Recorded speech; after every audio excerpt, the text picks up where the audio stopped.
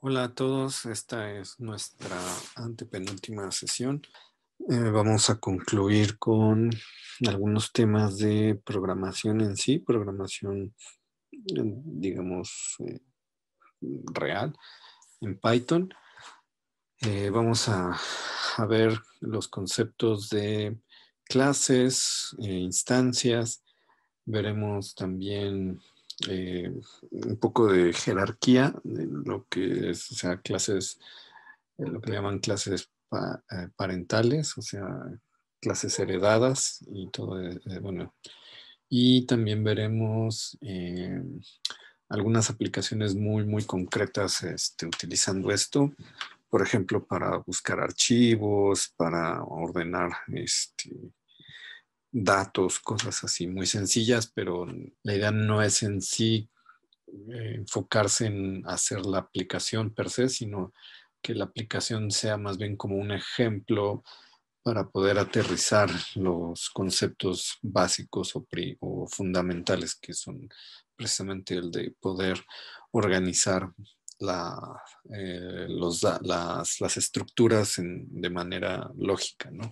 Ese es uno de los objetivos de la programación. También vamos a la siguiente sesión, veremos un poco lo de TensorFlow y concluiremos con la parte de la aplicación. Entonces, voy a combinar las sesiones, o sea, esta grabación per se va a ser la introducción a clases y objetos. La siguiente sesión será la introducción a TensorFlow. Después haré una tercera sesión donde son 4 sesiones las que les voy a subir, perdón. Haré una tercera sesión donde continuaré la parte de clases, objetos y jerarquías, y la parte de TensorFlow, esa irá combinada, y finalmente una última sesión en donde será la aplicación formal de TensorFlow, ¿okay? Para clasificación de imagen. Entonces, bueno, sin más, vamos a continuar, vamos a empezar más bien. Entonces, ¿qué es una clase? Bueno, básicamente es una forma de encapsular datos y funciones, no solo en Python, sino en cualquier lenguaje de programación. Es una forma de organizar, sobre todo, funciones, o sea, ya en la vida real es una forma de organizar los datos y las funciones de manera muy práctica, eh, de modo que no tengamos como todo desordenado, ¿no? Entonces, bueno, primeramente, o sea, si yo quiero definir una clase, bueno, pues voy a empezar justamente con la palabra clase.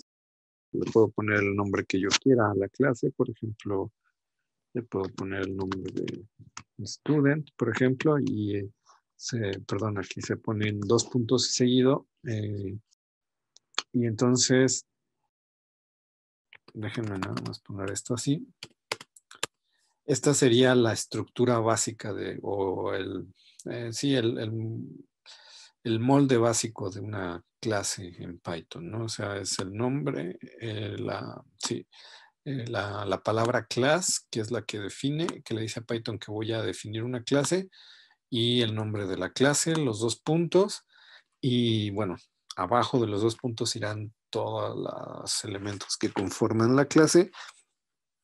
Para este caso en particular, ahora aquí lo único que escribí pass lo que hace es que definió la clase dentro de Python, pero la clase no tiene ninguna funcionalidad, ¿no? ¿Por qué? Bueno, ahorita, por ejemplo, si yo escribo el nombre, no sé, de Juan, ¿no? Y entonces yo hago esto, vean que si yo le pregunto a la computadora, me dice que o lo que ha sucedido en estas 2 líneas, en la primera línea lo que ha sucedido es que eh, esta operación, o esta instrucción, mejor dicho, lo que hizo fue mandar llamar a la clase student, pero cuando yo le pongo estos 2 paréntesis, que es como cuando mando llamar funciones, lo que hago es crear un objeto del tipo student. O sea, esta es una clase, véanlo o entendámoslo como la palabra, o sea, con el significado en sí de la palabra clase. O sea, ¿qué significa la palabra clase? Bueno, un tipo de cosas, ¿no? O sea, eh, una clase de autos, por ejemplo, ¿no? Una clase de frutas, ¿no? O sea, es un tipo de cosas, ¿no? Es una manera de clasificar cosas, ¿no? Clase está relacionado con clasificar. Entonces, lo que hago aquí, esto sí hay que entenderlo de este modo, es crear un objeto de este tipo. Es decir, ¿de qué tipo? De la clase student. Entonces, creo un objeto muy particular de la clase student y lo guardo en la variable Juan. Y entonces, cuando yo le pregunto a la computadora, oye, ¿quién es Juan? Pues me manda esto, lo que me dice es que, bueno, Juan es un objeto del tipo student, que es esta clase, que está guardado en esta en esta ubicación de la memoria, ¿no? Esta es una ubicación de memoria que hace referencia a, al lenguaje ensamblador, ¿no? Muchas veces así se hace referencia a las localizaciones de memoria. Y bueno, nada más, ¿no? Entonces hay un objeto llamado Juan, que es del tipo student, o sí, del tipo de student, de la clase student, que está ubicado o que está alojado en esta localización de memoria. Si yo hago otro objeto, por ejemplo,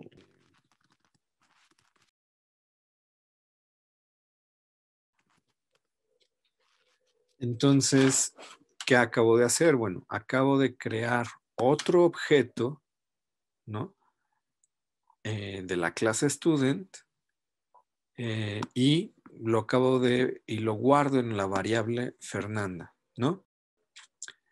Si yo le pregunto a Python quién es Fernanda, bueno, pues me contesta básicamente que es un objeto del tipo student que ahora está ubicado en esta localización de memoria, en esta localidad de memoria, perdón. Entonces vean que la localidad es completamente distinta, ¿no? Entonces, por eso es bien importante entenderlo. O sea, cada vez que nosotros, o sea, la clase es una forma, es como un molde, y cuando llamamos los objetos, se crean, ahora sí que es como una fabriquita, ¿no? Y luego, cada vez que hacemos este tipo de instrucciones, esa fábrica genera un objeto de este molde, ¿no? Pero esto solo es el molde. Eh, bueno, entonces vean que a pesar de que la instrucción es la misma, o sea, tanto Juan, lo que hago es mandar llamar student, como Fernanda también mando llamar student. O sea, este ejemplo es importante porque vean que la clase no tiene parámetros, no tiene argumentos, y aunque la instrucción es la misma, la llamada es la misma, si yo le pregunto a Python si son iguales estos dos elementos, me va a decir obviamente que no, pues por el simple hecho de que están, no solo porque están localizados, alojados en localidades de memoria distintas, sino porque son construcciones u objetos, perdón, mejor dicho, son objetos construidos, objetos distintos, perdón, son objetos distintos a pesar de que son construidos de la misma clase, pero son objetos distintos. Entonces, eso es como bien importante que lo entendamos. Por supuesto, esto quedará más claro si lo siguen practicando, ¿no? Ahora, hay que entender un concepto o dos conceptos muy importantes. Dentro de todas las clases, dentro de cualquier clase, no solo en Python, sino también en muchos lenguajes de programación, existen dos tipos de lo que se conocen como atributos. O sea, un atributo es algo así como una variable que está dentro de la clase, ¿no? Entonces, déjenme, por ejemplo, hay dos atributos, hay atributos de clase y atributos de instancia, ¿ok? Entonces, nada más, ahorita lo vamos a escribir, pero vean, en el ejemplo de aquí, yo tengo esta clase, bueno, es más, vamos a escribirla rápidamente. O sea, si yo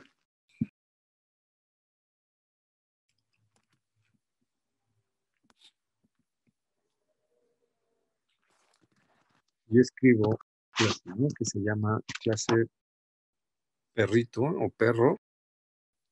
Entonces, voy a definir una primera función dentro de esa clase y es una de las funciones más básicas. Entonces, le voy a llamar esto así. Ahorita lo explico mejor.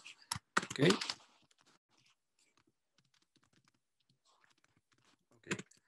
Aquí. Bueno, es más, déjenme continuarlo.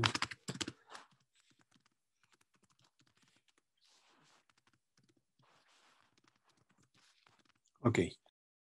Entonces, hasta aquí, ¿qué ha pasado? Bueno, entonces le digo a Python que voy a definir una clase que se llama perro, ¿no? Y entonces, dentro de esa clase estoy definiendo una función, ¿no?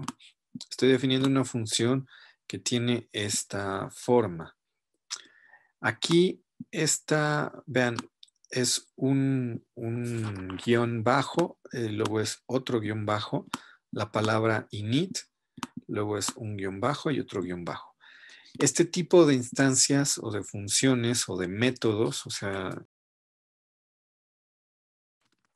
la palabra instancia o método se usa más o menos de manera análoga.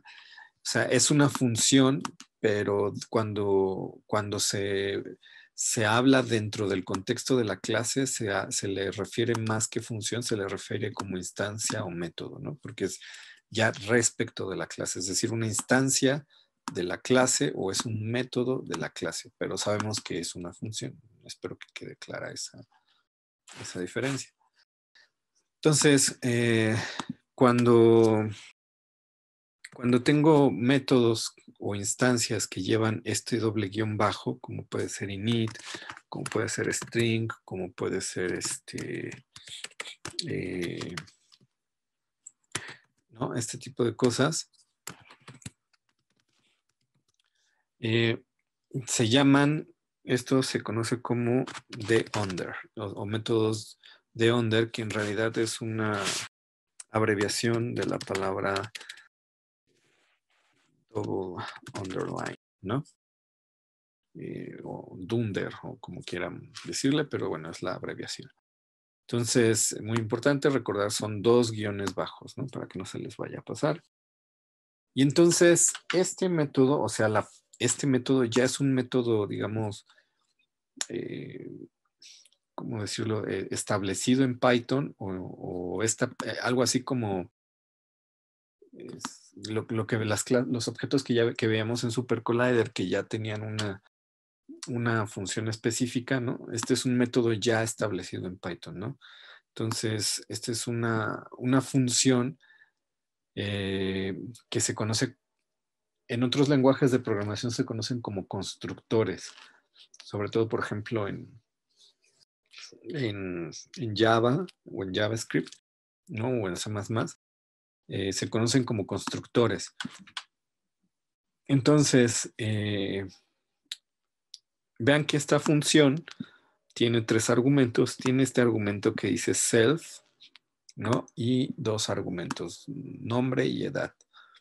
Si pueden ver, el self cambia de color y es porque el self hace referencia a justamente al constructor. Esto espero es un poco truculento, pero lo que hace referencia es que cuando yo le pongo self y cuando uso el self abajo, lo que hago es, o sea, referirme a los elementos internos de la clase, ¿no? O sea, eh, a las variables internas, a los argumentos internos o atributos de la clase. Entonces, creo que si lo hacemos quedará un poco más claro. Entonces, en realidad, digamos que lo tenemos o lo ponemos como por default, entre comillas, porque es la funcionalidad que me permite mandar, llamar o utilizar, esa es la palabra, utilizar los atributos de la clase digamos, de esta instancia en los demás, en los demás métodos, ¿no? Entonces, solo recordemos que, bueno, self es una forma en la que me permite, otra manera de decirlo es la forma en la que me permite pasar los argumentos a todas las demás instancias y usarlos dentro de toda la clase, ¿no? Ok. Entonces, en realidad tendría como argumentos o como parámetros en sí, como argumentos o, sí, perdón, como argumentos nombre y edad, ¿no? Ok. Entonces, dos puntos y seguido, y bueno, aquí está la instanciación propia de la función init, y lo que hago es, bueno, self, entonces le digo self.name, ¿no? Entonces, y lo guardo en, o sea, voy a meter este valor, lo voy a meter en esta variable y este valor lo voy a meter en esta variable, ¿no? Entonces, cuando hago el punto es una forma de acceder a los componentes de cada una de las variables. Entonces, ahora, esto se llama constructor porque cuando yo le pongo init, y con el double under, esta función se ejecuta automáticamente. Es decir, cada vez que yo mando llamar la función, se va a ejecutar. Se va a ejecutar inmediatamente esta que está aquí. A diferencia, por ejemplo, de esta. Por ejemplo, esta de aquí, todas estas de aquí abajo, no se van a ejecutar si no las mando llamar. La diferencia es que esta se ejecuta en el momento en que yo en el momento en que yo construyo la clase, el objeto de esta clase. Por eso se conoce como constructor, porque esta es digamos, la que le da los valores o los parámetros al objeto. Entonces, bueno, déjenme pasarlo así. Entonces, ahora, bueno, entonces vean que ahorita yo solamente lo voy a poner así. Y entonces, si yo, por ejemplo, pongo un perrito que se llame A, ¿no? Le digo, perdón, el perro guardado en A y le digo que se llame, no sé qué les gusta, así, ¿no? Y que tenga 5, ¿ok?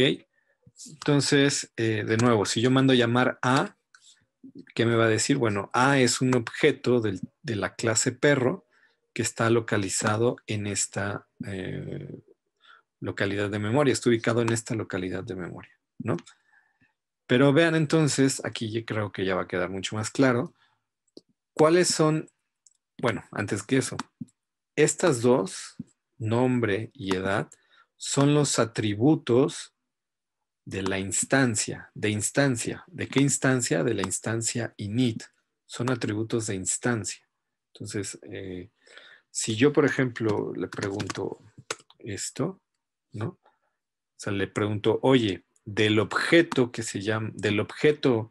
está guardado en A, que es, ya sabemos que es del tipo perro, dame el atributo nombre. Y ya me dice, ok, es Toby. Bueno, del objeto que está guardado en A, pásame el atributo edad. Bueno, es 5, porque así lo definí, ¿no? Entonces, bueno, estamos pasando estos atributos. Vean que, repito, la diferencia de este init, o la particularidad más bien de este init, es que se va a ejecutar sí o sí cada vez que yo construya un objeto de esta clase, ¿no? Si yo uso el init, se va a ejecutar sí o sí cada vez que yo construya un objeto de esta clase, y es muy útil porque entonces me va a permitir construir los objetos con valores iniciales, por así decirlo, ¿no? Bueno,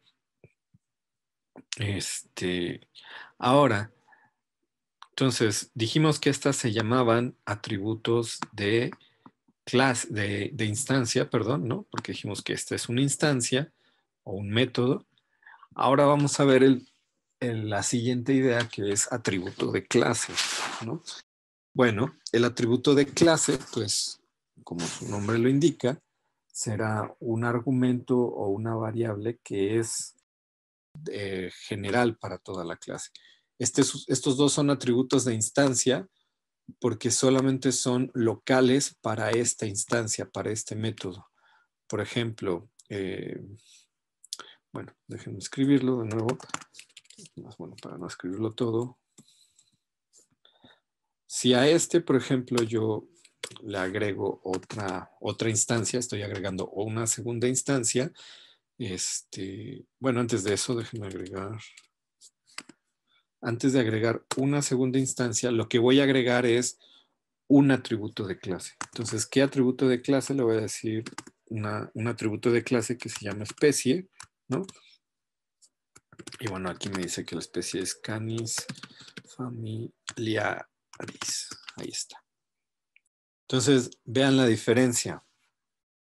O sea, este es un argumento o una variable, perdón, y este es una instancia, un método dentro de esta clase, ¿no? Obviamente esta es una variable y esta es una función, pero en el contexto de la clase este es un atributo. Ok, va de nuevo. A ver si se entiende. Si los vemos por individual o por separado, esta es una variable. Especie es una variable que contiene una cadena, ¿no? De caracteres, un string. Si lo vemos por individual o separado, esta es una función que, bueno, tiene una operación específica. Ahora, si lo vemos en el contexto de la clase, esto no es solo una variable, sino ya tiene otra, digamos, otra perspectiva y es un atributo de clase, ¿no? Y este ya no es una función, sino es una instancia o método de clase, ¿ok? Ahora, estas dos variables o estos dos argumentos son atributos de instancia, ¿no? O de esta instancia. Entonces, mientras que este es un atributo de clase, este y este es un atributo de instancia, porque estos dos solamente funcionan o son, o sea, están definidos dentro de esta instancia o este método, ¿no? Esta especie, esta variable especie estará disponible para toda la clase, ¿no? Es otra forma de decir que esta es una variable global y estas son como variables locales, ¿no?